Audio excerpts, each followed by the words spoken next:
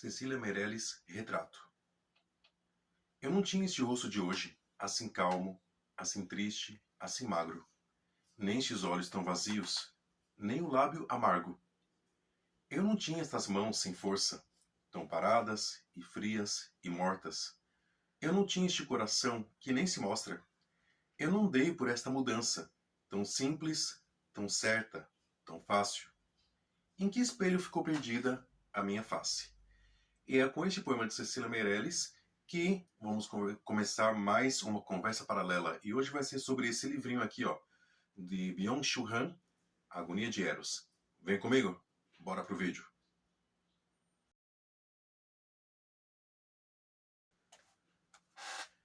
Jean-Paul Sartre fala no livro Entre Quatro Paredes que o inferno são os outros. Que tipo de inferno que são os outros que ele está falando? Hoje o nosso trabalho não é falar necessariamente de Jean-Paul Sartre, mas somente fazer algumas provocações e algumas incursões sobre outros filósofos para poder falar desse livrinho, como eu falei para vocês, de Byung-Chul Han, Agonia de Eros. Meu primeiro contato com ele, se não me engano, foi no ano passado, e me chamou bastante atenção, porque todo lugar onde eu ia, de livraria, até nas compras assim que apareciam, né, sempre aparecia. E confesso que eu gostei demais do que eu li. E tem algumas críticas, algumas coisas para poder falar hoje, dos livros que eu leio dele hoje. Mas esse traz algumas coisas muito importantes para que nós pensemos o mundo como ele é hoje. E ele começa o livro dessa maneira. Hoje, o amor estaria desaparecendo por causa de uma infinita liberdade de escolha, da multiplicidade de opções e da coerção de otimização. Mas essas teorias sociológicas do amor não percebem que hoje está em curso algo que sufoca essencialmente o amor, bem mais do que a liberdade infinda ou as possibilidades ilimitadas. Não há apenas a oferta de outros que contribui para a crise do amor, mas a erosão do outro, que por ora ocorre em todos os âmbitos da vida e caminha cada vez mais de mãos dadas com a narcisificação do si mesmo. O fato de o outro desaparecer é um processo dramático, mas fatalmente avança de modo sorrateiro e pouco perceptível.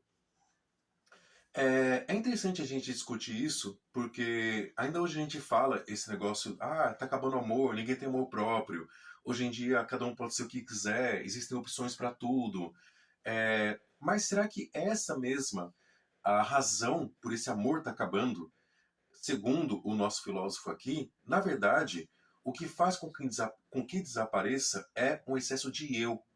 Ele aqui lança mão de umas categorias hegelianas, principalmente do jovem Hegel, como a positividade e a negatividade. E ele fala do Eros, que a gente vai falar daqui a pouco também. Quando nós temos contato com o outro, isso o outro no sentido geral, nós temos acesso a uma espécie de negatividade, de um não eu. E esse excesso de somente pensar em nós mesmos. Nós somos, hoje em dia, os produtores da nossa própria vida, nós somos os nossos próprios empresários, faz com que a gente se enxergue completamente e cause até esgotamento disso, né? É a partir do momento que a gente abre para o outro um processo de total aprendizado, já que o outro, por ser negatividade, a gente não tem total controle. Talvez a gente não tenha nem total controle da gente mesmo. Só que fica muito mais fácil a gente internalizar algo que diz que nós podemos ser algo. Não é à toa que nós vivemos numa sociedade de posso, não no deve, né? E ele acaba falando aqui do Eros. Quem que é esse Eros? Para quem leu aí o Banquete do Platão, Eros, ele é filho de Penia e Poros. Ou seja, ele é justamente essa mistura do excesso, tanto da falta de tudo, de Penia, né? Então ele já nasce com essa duplicidade. Só que ele também, lá em Hesíodo, na Teogonia, ele era o deus, um dos deuses primordiais, aquele em que tem organização no todo, nesse todo que ele vai usar aqui outra categoria hegeliana do absoluto, né? esse todo geral. E Eros tem essa função dessa reunião. Só para a gente lembrar um pouquinho também aqui de Platão no banquete, nós, os seres humanos, eles eram em três, mas os deuses com medo dividiram em duas espécies. Só que essas duas, elas precisam uma da outra. Elas não são mais próprias, elas são um outro, em que eles vivem numa incessante busca desse outro para poder se completar. Só que é uma guerra já perdida, mas a gente sempre continua nessa guerra e nessa luta por encontrar no outro algo. Esse outro que a gente precisa é justamente o que nos torna humanos. O que é nos tornar humanos? Esse embate, essa coisa dolorosa que a gente encontra muitas vezes no embate com outros, com amigos, com parceiros ou qualquer coisa. E esse excesso de si mesmo causa o que ele chama aqui de depressão. E aqui no final do livro ele tem uma frase muito bonita que é: o Eros vence a depressão. É justamente esse embate, essa negatividade, esse algo que a gente não sabe o que vai ser através do outro, mas que a gente tem que lidar, que faz com que a gente dê mais gás para que Eros seja Eros, né? Ele fala o seguinte: a depressão é uma enfermidade narcísica. O que leva à depressão é uma relação consigo mesmo, exageradamente sobrecarregada e pautada num controle exagerado e doentio. Não tem mundo e é abandonado pelo outro. Eros e depressão se contrapõem mutuamente. O Eros arranca o sujeito de si mesmo e direciona-o para o outro. A depressão, ao contrário, mergulha em si mesma.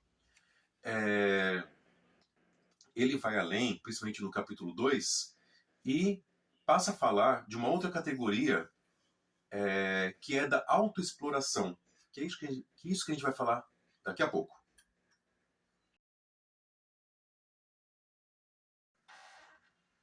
Nesse capítulo 2, ele passa a falar da sociedade de desempenho. Nós somos sempre cobrados a estar desempenhando algo, não importa o que, mas nós temos que desempenhar, nós temos que ser algo. As propagandas falam muito isso, né? Você tem o direito, isso é seu, você pode. E começa assim: a sociedade do desempenho está totalmente dominada pelo verbo modal poder, em contraposição à sociedade da disciplina, que profere proibições e conjuga o verbo dever. A partir de um determinado ponto da produtividade, o dever se choca rapidamente com seus limites. É claro, né? Tem uma hora que a gente não pode, a gente depende de muitas outras coisas, né? Eros, né? Pedindo para que a gente encare a negatividade. O apelo à motivação, à iniciativa e ao projeto é muito mais efetivo para a exploração do que o chicote ou as ordens. Como empreendedor de si mesmo, o sujeito de desempenho é livre, na medida em que não está submisso a outras pessoas que lhe dão ordens e o exploram.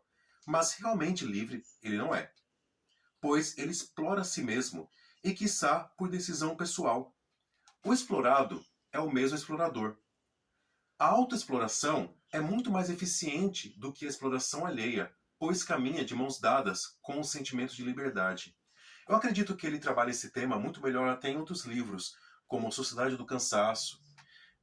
Até indico aí para vocês lerem.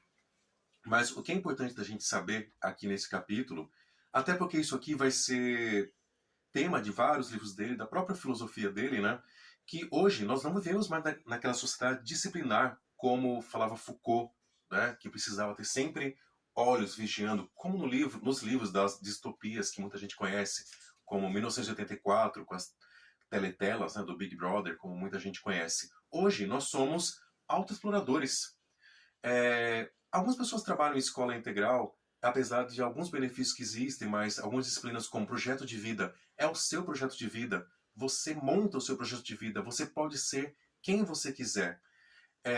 Como ele mesmo aqui disse, isso tem limites. E está ocasionando algo que eu não conhecia esse nome como uma doença, mas passei a conhecer, que é o burnout, né? É o excesso de cobrança de si mesmo. A gente não tem mais fisicamente alguém que nos cobre. Basta a gente ver os aplicativos, né? Como iFood, como Uber. Não existe mais um patrão físico lá cobrando você a todo momento. estão eliminando até as barreiras do tempo que você trabalha, com aquela promessa de que você seria empreendedor de si mesmo, que você seria o seu próprio patrão. Tem uma mão invisível te dominando ali também. Tem conglomerados por trás e que passa a impressão de que você é o seu chefe. Você trabalha na hora que você quer, né? E como foi falado antes, esse não Eros, ele entra em todos os aspectos da nossa vida. Nós acabamos de ver o aspecto amoroso. Ele vai falar de várias outras coisas, como a questão da pornografia, do trabalho, da narrativa, como até saiu um livro dele que vai falar sobre isso, né? Mas nós somos uma sociedade do tu podes. Você pode ser quem você quiser. E esse é um dos motivos do burnout que ele está falando aqui, ó. A depressão representa um fracasso sem salvação insanável do poder, o esgotamento. Insolvência significa literalmente a impossibilidade de liquidar a dívida e a culpa, porque essa nossa sociedade que está sempre impondo pra gente que você pode ser tudo, lógico que vai levar à depressão, ao fracasso, né? Porque, apesar de tudo, você ainda tem que levar a culpa de algo, né? Eles tiram a culpa deles para jogar totalmente a culpa na gente mesmo. Tem alguns livros dele que ele fala que hoje em dia a gente, até o nosso descanso, ele é um descanso programado para a gente descansar, para que a gente possa trabalhar na segunda-feira ou no outro dia. Ou seja, a gente não pode mais deitar numa cama, sentar, simplesmente ver uma TV, ler um livro. A gente tem que estar com aquele sentido de que a gente tem que produzir algo. Porque parece que produzir é bom, né? A gente está sempre produzindo. E esse produzir-se, elimina também as sujeiras. Vocês lembram que o Eros eram dois, né? Eros era a penúria também, é filho da penúria. Ele fala isso num trecho, ó. Elimina-se também a negatividade da sujeira simbólica ou real. Assim, o protagonista se comprometa a ser todos os tempos limpinhos, depilados e lisinho. Aqui eu vou fazer uma outra indicação, que é um livro do Bauman, chamado Mal-Estar na Pós-Modernidade, que o primeiro capítulo ele fala justamente disso, de não querer saber do que é a sujeira, né? A gente vê nas guerras e tal, né? Dos refugiados que chegam nos outros países que tem que limpar, eles não podem entrar porque é um corpo estranho, né? É uma sujeira. Poderia ser para reforçar essa negatividade, mas não, a gente só quer saber da positividade hoje. Então aqui, nesse vídeo, foi somente para a gente falar algumas coisas, dar algumas ideias e convidar você para que leia também e que a gente possa trocar uma ideia bem interessante sobre Byung-Chul Han, porque é um dos filósofos mais lidos do momento. E eu gostaria também de agradecer aí um aluno, quase ex-aluno meu, Abraão, né, que ele vivia me instigando aí a fazer vídeos, porque nas aulas eu sempre falo muito de livro, né, que eu gosto. Sempre estou com livro nas salas de aula, indicando para meus alunos. Ele foi o meu propulsor para que eu possa fazer um canal, beleza? Para terminar o vídeo, o que eu quero falar? É um filósofo que eu gosto muito. Ele é original. Essa palavra é muito difícil, né? Porque a filosofia é necessariamente uma conversa entre filósofos, escolas e tal. Ele mesmo lança mão de categorias que já são de Hegel, de Heidegger, né? Que ele é um estudioso de Heidegger. Mas em mim, o que me pega hoje em dia é o fato dele estar sempre lançando livro, sempre lançando, e às vezes até parece que é uma perseguição para lançar algo. E os últimos livros dele são praticamente uma repetição do que já foi dito. Então, assim, os livros que eu indico para vocês lerem são Agonia de Eros e, principalmente, Sociedade do Cansaço, que traz aí o geral da teoria dele. Mas eu também gosto de um chamado A Salvação do Belo, que trata a questão da arte no momento. Então esses são os que eu mais indico para vocês, mas tem vários outros, e todos são pequenininhos, dá pra gente ler rapidinho. Ok, pessoal, esse foi mais uma Conversa Paralela. Comenta aí, deixa seu like, compartilha com os amigos, para que a gente possa trocar mais conversas paralelas. Muito obrigado e até a próxima!